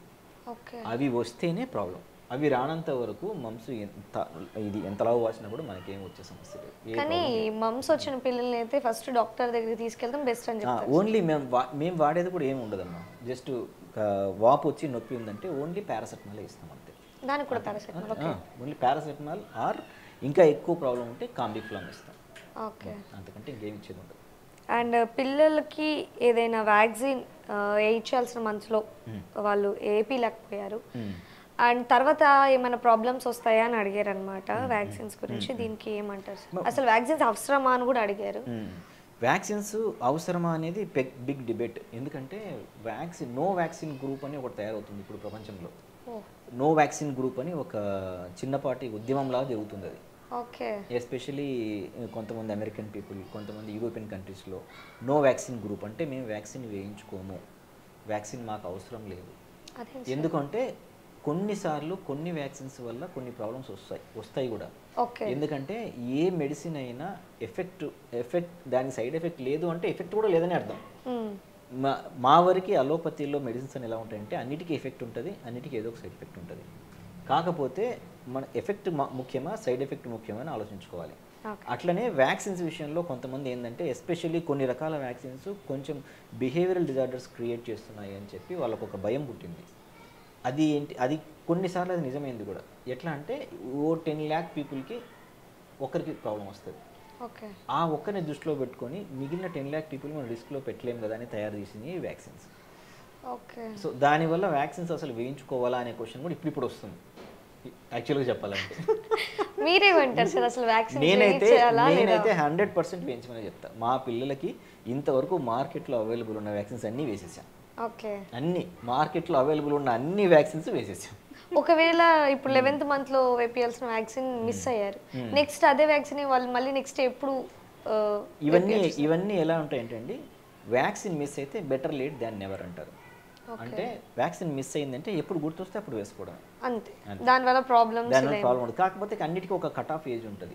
ఇప్పుడు కొంతమందికి బీసీజీ వ్యాక్సిన్ మిస్ అవుతుంది. ఎవరికి మిస్ అవుతుంది అంటే అమెరికాలో బీసీజీ వ్యాక్సిన్ వేరు, బీసీజీ వ్యాక్సిన్ వేరు, పోలియో డ్రాప్స్ అనేది అసలు కనపడవు అక్కడ, వేరు. ఎందుకంటే అవసరం లేదు, వాళ్ళు అవసరం లేదని డిసైడ్ అయిపోయారు, ఆ షెడ్యూల్ నుంచే తీసేశారు. ఆ బీసీజీ వ్యాక్సిన్ వేయలేదని చెప్పి యాక్చువల్గా ఆ బాబు పాప అమెరికాలో పుట్టింటాడు, వాడికి మిగిలిన వ్యాక్సిన్స్ అన్నీ ఏంటి బీసీజీ వేసింటారు. వాళ్ళు ఏం చేస్తారు 2 years తర్వాత ఇక్కడికి మూవ్ అవుట్ అవుతారు, ఇండియాకి వస్తారు. అక్కడేమో ట్యూబర్క్లోస్ లేదని బీసీజీ వేయలేదు, మనకేమో ట్యూబర్క్లోస్ ఇంకా కేసెస్ రికార్డ్ అవుతున్నాయి. సో ఈ ట్యూబర్క్లోస్ కేసెస్ అన్ని మధ్యలో మీ బేబీ నాన్ ఇమ్యూన్గా ఉండిపోతుంది. అలాంటప్పుడు మాత్రం మీరు గుర్తుపెట్టుకొని బీసీజీ వ్యాక్సిన్ వేసుకోవాల్సిందే. వ్యాక్సిన్స్ అయితే కంపల్సరీ అనమాట. ఒకవేళ మిస్ అయినా కూడా ఎప్పుడు గుర్తొస్తే అప్పుడు వ్యాక్సిన్స్ వేయించడం మస్ట్ అండ్ షుడ్ అనమాట. అండ్ పిల్లలు ఉన్న పేరెంట్స్కి అండ్ లాస్ట్ అండ్ ఫైనల్గా సార్ ఏమని చెప్తారు, ఎలాంటి జాగ్రత్తలు తీసుకోమని చెప్తారు? అంటే రొటీన్గా మనము అంటే పరిసరాలు శుభ్రంగా ఉంచుకోవడము, హ్యాండ్ హైజీన్ చూసుకోవడము, ఎప్పుడు అంటే ఎస్పెషలీ టాడ్లర్స్ ఉన్నప్పుడు అలర్ట్గా ఉండడము అన్నీ వీలైనంత వరకు ఎస్పెషల్లీ 6 months లోపల డాక్టర్ సలహాలు ఎక్కువ రొటీన్ చెకప్స్కి వెళ్తూ ఉండడం, వెయిట్ అండ్ హైట్ మానిటర్ చేసుకుంటూ ఉండడం, ఇలాంటివన్నీ కంపల్సరీ చేసుకుంటూ ఉంటే ఏమి ఇబ్బంది లేకుండా ఉంటుంది. సో చూసారు కదా గైస్, మీరు అడిగిన క్వశ్చన్స్ అన్నీ నేను డాక్టర్ గారిని అడిగాను. డాక్టర్ గారు పిన్ టు పిన్ అన్నీ కూడా ఎక్స్ప్లెయిన్ చేశారు. అండ్ ఎలాంటి జాగ్రత్తలు తీసుకోవాలో కూడా డాక్టర్ గారు చెప్పారు. అండ్ పిల్లలు ఉన్న ప్రతి ఒక్క పేరెంట్స్ కూడా ఇంకొంచెం అలర్ట్గా ఉండండి. అండ్ ఏం తింటున్నారు, ఏం చేస్తున్నారు కూడా కొంచెం అబ్జర్వ్ చేసుకుని ఉండండి. And one more thing sir, ఇది ఒక అవేర్నెస్ క్వశ్చన్ అనే చెప్పొచ్చు. ఇప్పుడు మనం చూస్తున్నాం, ఒక 3-4 days నుంచి కంటిన్యూస్గా చూస్తున్నాం సార్, పిల్లల మీద 5 months పిల్లల మీద కావచ్చు రేప్ అటెంప్ట్ చేస్తున్నారు. దీని గురించి మీరేం చెప్తారు సార్? అండ్ పేరెంట్స్ ఎలాంటి డిసిషన్స్ లైక్ కేర్ ఇంకెంత తీసుకుంటే పిల్లల్లో చేంజ్ వచ్చిందని మీరు అనుకుంటున్నారు? అసలు మిస్టేక్ ఏడుందనేది మనకు అర్థం కావట్లేదు అసలు. దీని గురించి మీరేమంటారు సార్? అంటే ఇదంతా చాలా పెద్ద సోషల్ ఇష్యూ. యాక్చువల్లీ మిస్టేక్ ఎక్కడ ఉంది అంటే మాత్రం నేనైతే సోషల్ మీడియానే చెప్తాను. అంటే సోషల్ మీడియా మిస్టేక్ కాదు, మీడియాలో కొంతమంది ఇస్తున్న కంటెంట్, కొంతమంది చేస్తున్న వీడియోస్, ఇలాంటివి అయితే కొంచెం అండ్ బాగా అవైలబిలిటీ ఉండడం, ఫోన్స్ బాగా అవైలబిలిటీ ఉండడం, ఎవరికెవరు చిన్నపిల్లలకు కూడా ఇంట్లో ఇప్పుడు కామన్గా ఏం జరుగుతుందంటే ఇంట్లో పేరెంట్స్ పాత ఫోన్ పక్కన పెట్టి కొత్త ఫోన్ కొంటారు, ఆ పాత ఫోన్ పిల్లల చేతికి వెళ్తారు. సో ఇప్పుడు ఏమవుతుందంటే వాళ్ళంతా ఫోన్ చూస్తూ ఉండడం, కొంచెం ఫోన్ ఇండ్యూస్డ్ ఇది ఉండడం. ఇంకోటి ఏంటంటే సింగిల్ ఫ్యామిలీస్ ఎక్కువ ఉండడము, లేకపోతే ఈ బేబీస్ని కేర్ టేకర్స్కి వదిలేయడము, లేకపోతే బంధువుల ఇంట్లో వదిలేయడము, లేకపోతే ఇంకా కొంతమంది పూర్ ఫ్యామిలీస్ అయితే బేబీని వదిలేసి పనికి వెళ్ళడము, బేబీ ఒక్కటి ఉండిపోవడము, ఇట్లాంటి ఫ్యాక్టర్స్ ఏమన్నా ఉండింటాయని నా ఉద్దేశం. అట్లా ఉండొచ్చు అనేది నా ఉద్దేశం. కాకపోతే ఏంటంటే నేను అంటే ఎప్పుడు 24 hours మన బేబీని మన కళ్ళ ముందు ఉంచుకోవడం ఉత్తమం నేను చెప్తాను. ఎందుకంటే టెక్నాలజీని మంచికి ఉపయోగించుకోవచ్చు, చెడుకి ఉపయోగించుకోవచ్చు. మంచి కన్నా కూడా ఇప్పుడు చెడుకే ఉపయోగిస్తున్నారు. సో ప్లీజ్ పేరెంట్స్ మీరందరూ కూడా ఇంకొంచెం 100% కేర్ పెడుతున్నారు, బట్ 200% ఇంకొంచెం కేర్ పెట్టి పిల్లలు ఏం చేస్తున్నారు, ఏం చూస్తున్నారు, ఎలాంటి కంటెంట్ని ఇష్టపడుతున్నాడు, అసలు ఎలాంటి కంటెంట్ కోసం సెర్చ్ చేస్తున్నారు, ప్రతి ఒక్కరు కూడా మీరు గమనించుకొని ఇంకొంచెం కేర్గా ఉంటే ఇలాంటి కేసెస్ తగ్గే అవకాశాలు ఉంటాయి. And sir thank you so much, మేము అడగంగానే కూడా మీరు వచ్చి ఇలాంటి ఇన్ఫర్మేషన్ అంతా మాకు ఇచ్చారు. Thank you so much sir. And ఇలా మీకు ఏమైనా డౌట్స్ ఉంటే ఇంకా పిల్లలకు సంబంధించి కింద స్క్రోల్ అవుతున్న నెంబర్కి అయితే మీరు కాల్ చేయండి. సార్ ఎప్పుడు అందుబాటులోనే ఉంటారు. మీకు సంబంధించిన ఎలాంటి క్వశ్చన్స్ అయినా సరే సార్ మీకు ఎప్పుడైనా సరే ఏ టైంలో అయినా సరే ఆన్సర్ చేస్తూ ఉంటారు. అండ్ ఇన్స్టాగ్రామ్ కూడా ఉంది, మీరు ఇన్స్టాగ్రామ్లో కూడా ఫాలో అవ్వచ్చు, మధులత హాస్పిటల్ అని చెప్పేసి. And thank you so much sir once again. ధన్యవాదాలు. And thank you so much sir, మేము అడగంగానే మీరు ఇంటర్వ్యూ ఇచ్చారు. అండ్ మా తరపున ఒక స్మాల్ గిఫ్ట్ సార్.